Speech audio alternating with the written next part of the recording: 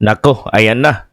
Kinalampag na rin po mga kabos, mga kababayan, o nag-react po ang isa rin pong retiradong general, ang si Brigadier General Orlando De Leon. Ano po mga kabos, mga kababayan, kasi naging successful po. Totoo po yung information na inilabas po ni Lauren Badoy, ni Doc Lauren Badoy sa kanyang Facebook post na ito pong si retired General Romeo Pocis na kilala pong kritiko ni Presidente Bongbong Marcos Jr. ay aarestuhin araw ng Lunes. At kung matatandaan po ninyo mga kabos, mga babayan, nagbigay po tayo ng update niyan sa last vlog po natin. Ano po, kagabi mga kabos, mga babayan. So confirm nga at kaninang umaga po inaresto si Major General Romeo Pocis. Ano po mga kabos, mga babayan, na nahaharap po pala sa kasong inciting to sedition at rebellion. Grabe no? Grabe yung ipinataw na kaso kay Romeo Pocis. Mga kaboses, mga babayan. Kaya nga po marami po ang nag-react nito. But si retired Major General Romeo Pocis po, mga kaboses, mga babayan, ay nakalabas na rin po kalaunan. Kasi po nakapagpiyansa po ito, mga kaboses, mga babayan, no? At ayon po sa kanya pong legal counsel, ang bail po ng sedition charge ay 48,000 pesos. At nakapag-post pa po kanina si retired General Romeo Pocis sa pagkaka-aresto sa kanya sa Ninoy Aquino International Airport sa Pasay City. Kaya nga po grabe po yung galit ngayon ng mga ilan rin pong general kagaya po ni Brigadier General retired Brigadier General Orlando De Leon, mga kabos, mga babayan. Binatikos po ni De Leon ang pagtatangka, ano po, mga kabos, mga babayan, ng mga nasa kapangyarihan na patahimikin ang mga nagbubunyag at pumupuna sa katiwalian, mga kaboses. At hindi lamang po ngayon si Romeo Pocis sa pag-uusapan po natin. Kasi meron po mga ulat rin po. Kanina pinirmahan na po ni Presidente Bongbong Marcos ang 2026 national budget at ang nakakapag ano lang po mga kabos, at ang isa pa po sa nakakagalit yung mga reporters daw po na andon, yung mga media ay kinunan daw po o kinuhanan daw po ng mga cellphone, mga kabos, mga babayan. Mamaya po pag-uusapan po natin yan. Ano po, kasi grabe po itong ginawa ngayon ng gobyerno, mga kabos, mga babayan, kung sino ba po yung mga pumupuna, no, laban po sa ating gobyerno at nagiging kritiko ay siya pong nagiging agenda. Ayon po sa sinabi ni Brigadier General Orlando De Leon, ano po, sa kanyang post, mga kabos, mga babayan, bawal na daw ang magreklamo.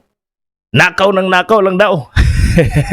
Mga PI nyong, mga buhaya kayo.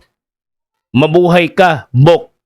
Ayon po sa kanya, malinaw di umano ito, mga kabos, mga babayan, kung bakit si General Romeo Pocis ang tinatamaan po ng kamay ng batas. Hindi po sa katiwalian, mga kabos, mga babayan, kasi napakarami pong na kumakalampag kung bakit raw po ang bilis inaresto nitong si General Pocis while yung mga nagnakaw ng mga bilyon-bilyon, no, ng mga elected officials o yung mga kongresista hanggang ngayon wala pa pong nakukulong, mga kabos, mga babayan. Sino lang ba ang mga nakukulong? Yung mga biktima lamang po ng sistema. Yun pong mga contractors, mga kabos, mga babayan. So, nakikita natin ngayon para bagang meron talagang disbalance, ano po, na nangyayari. Ayon po ni De Leon, he speaks of the inconvenient truth and now thieves in government want to muzzle him. Ayun.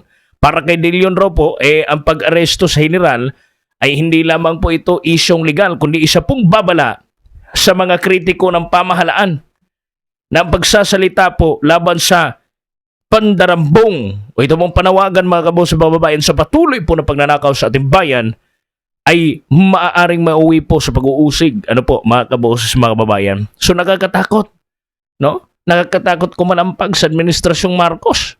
Yan ko yung natatakot talaga ang buong bayan. Ano po, mga kabos, mga babayan.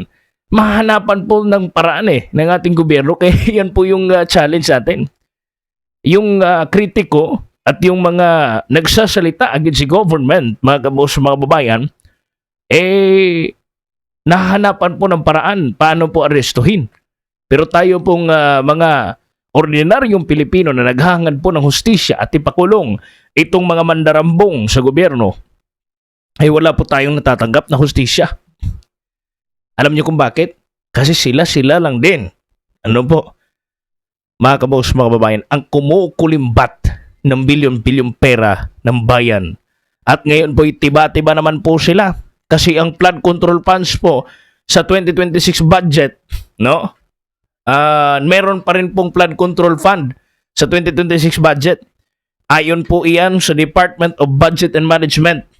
May nakalaan pa rin daw pong pondo para sa mga flood control. Ako, palakpakan po natin. Grabe, no?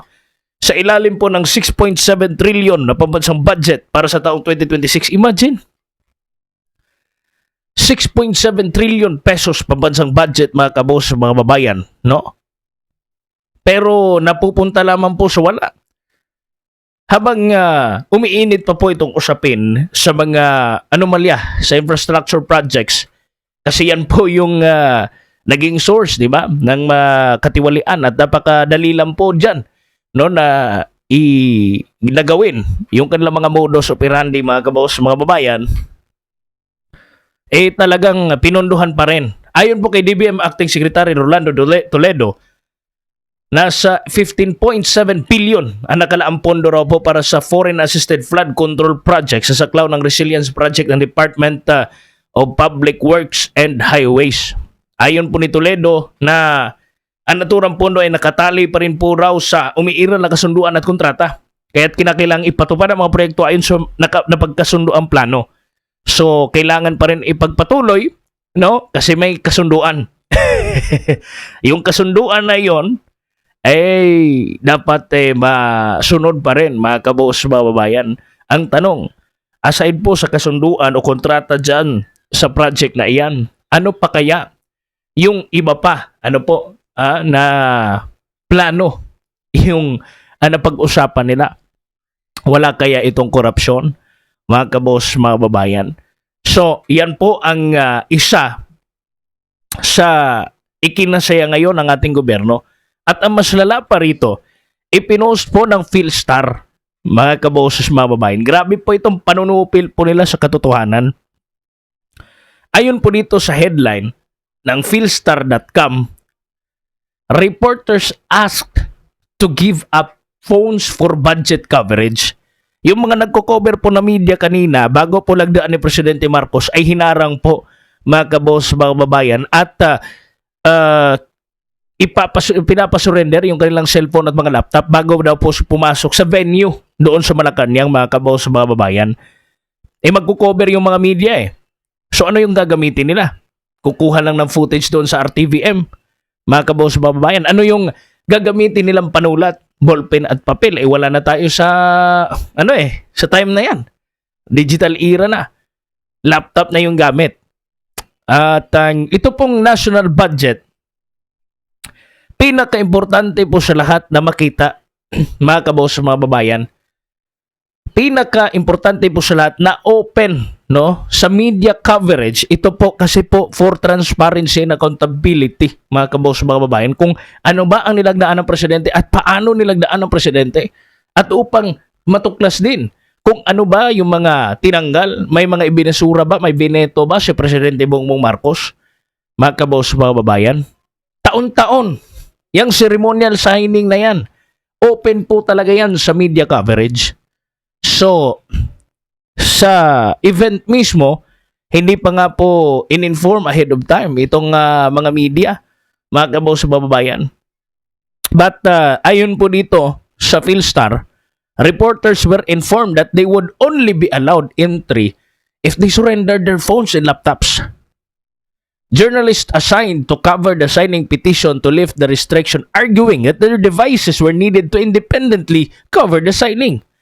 As of writing, Malacanang has not allowed reporters to enter the venue unless they comply with the requirement to surrender their phones. Ngayon, sino ba sila para magpapasurrender? Mga kaboses, mga kababayan, hindi ba ito isang forma ng panunupil ng isa pong malayang pamamahayag?